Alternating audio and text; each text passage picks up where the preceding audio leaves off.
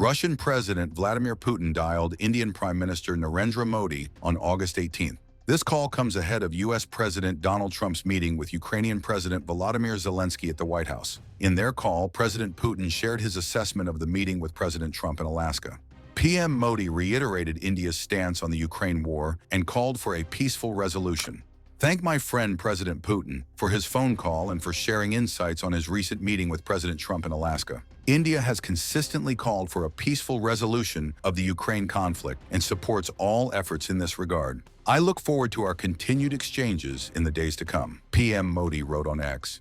The two leaders also touched upon a number of issues of bilateral cooperation. Earlier, U.S. President Donald Trump issued an executive order imposing an additional 25% tariff on goods from India as a penalty for importing Russian oil. That hike comes in addition to the 25% tariff India already faces, making it subject to one of the U.S.'s highest import tax brackets under Trump at a total of 50%. Mr. President, ladies and gentlemen, our negotiations have been held in a constructive atmosphere of mutual respect. We have very thorough negotiations that were quite useful. I would like to thank once again my American counterpart for the proposal to travel out here to Alaska. It only makes sense that we've met here because our countries, though separated by the oceans, are close neighbors. So when we've met, when I came out of the plane and I've said, "Good afternoon, dear neighbor. Very good to see you. In good health and to see you alive." I think that is very neighborly. And I think that's some kind words that we can say to each other. We're separated by the Strait of Bering, though there are 2 islands only between the Russian island and the U.S. island. They're only 4 kilometers apart. We're close neighbors, and it's a fact. It's also important that Alaska has to do with our common heritage, common history between Russia and the U.S., and many positive events have to do with that territory. Still, there is tremendous cultural heritage back from the Russian America. For example, Orthodox churches and a lot of, more than 700 geographical names of Russian origin. During the Second World War, it was here in Alaska that was the origin of the legendary air bridge for the supply of military aircraft and other equipment under the Lend-Lease program. It was a dangerous and treacherous route over the vast emptiness of ice. However, the pilots of both countries did everything to bring closer the victory. They risked their lives and they gave it all for the common victory. I was just in the city of Magadan in Russia, and there is a memorial there dedicated to the Russian and the U.S. pilots. And there are 2 flags, the U.S. flag and the Russian flag. And I know that here as well there is such a memorial. There is a military burial place several kilometers away from here. The Soviet pilots that buried there who died during that dangerous mission. We're thankful to the citizens and the government of the U.S. for carefully taking care of their memory. I think that's very worthy and noble. We'll always remember other historical examples when our countries defeated common enemies together in the spirit of battle camaraderie and allyship that supported each other and facilitated each other. I'm sure that this heritage will help us rebuild and foster mutually beneficial and equal ties at this new stage, even during the hardest conditions. It is known that there have been no summits between Russia and the U.S. for 4 years, and that's a long time. This time was very hard for bilateral relations, and let's be frank, they have fallen to the lowest point since the Cold War. I think that's not benefiting our countries and the world as a whole. It is apparent that sooner or later we had to amend the situation to move on from the confrontation to dialogue. And in this case, a personal meeting between the heads of state has been long overdue, naturally under the condition of serious and painstaking work, and this work has been done in general. Me and President Trump have very good direct contact.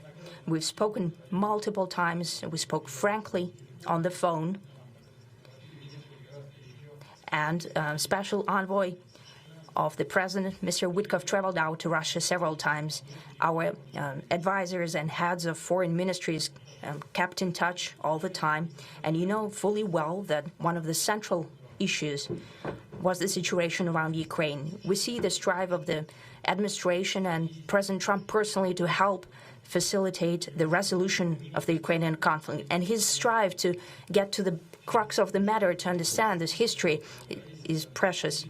As I've said, the situation in Ukraine has to do with fundamental threats to our security. Moreover, we've always considered the Ukrainian nation, and I've said it multiple times, a brotherly nation, however strange it may sound in these conditions. We have the same roots, and everything that's happening is a tragedy for us and terrible wound. Therefore, the country is sincerely interested in putting an end to it. At the same time, we're convinced that in order to make the settlement lasting and long-term, we need to eliminate all the primary roots, the primary causes of that conflict. And we've said it multiple times, to consider all legitimate concerns of Russia and to reinstate a just balance of security in Europe and in the world on the whole. And I agree with President Trump, as he has said today, that naturally the security of Ukraine should be ensured as well. Naturally, we are prepared to work on that. I would like to hope that the agreement that we've reached together will help us bring closer that goal and will pave the path towards peace in Ukraine. We expect that Kiev and European capitals will perceive that constructively and that they won't throw a wrench in the works. They will not make any attempts to use some backroom dealings to conduct provocations to torpedo the nascent progress. Incidentally, when the new administration came to power, bilateral trade started to grow. It's still very symbolic. Still, we have a growth of 20%. As I've said, we have a lot of dimensions for joint work. It is clear that the U.S. and Russian investment and business cooperation has tremendous potential. Russia and the U.S. can offer each other so much in trade, digital, high-tech, and in space exploration. We see that Arctic cooperation is also very possible, and our international context, for example, between the Far East of Russia and the West Coast of the U.S. Overall, it's very important for our countries to turn the page, to go back to cooperation. It is symbolic that not far away from here, at the border between Russia and the U.S., there was a so-called international date line. I think you can step over, literally, from yesterday into tomorrow. And I hope we'll succeed in that, in political sphere. I would like to thank President Trump for our joint work, for the well-wishing and trustworthy tone of our conversation. It's important that both sides are result-oriented, and we see that the President of the U.S. has a very clear idea of what he would like to achieve. He sincerely cares about prosperity of his nation. Still, he understands that Russia has its own national interests. I expect that today's agreements will be the starting point, not only for the solution of the Ukrainian issue, but also will help us bring back businesslike and pragmatic relations between Russia and the U.S. And in the end, I would like to add one more thing. I'd like to remind you that in 2022, during the last contact with the previous administration, I tried to convince my previous American colleague that the situation should not be brought to the point of no return when it would come to hostilities. And I said it quite directly back then that it's a big mistake.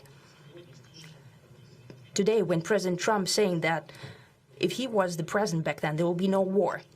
And I'm quite sure that it would indeed be so. I can confirm that.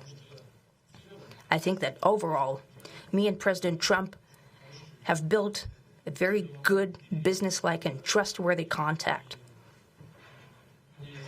And I have every reason to believe that moving down this path, we can come, and the sooner the better, to the end of the conflict in Ukraine. Thank you. Thank you.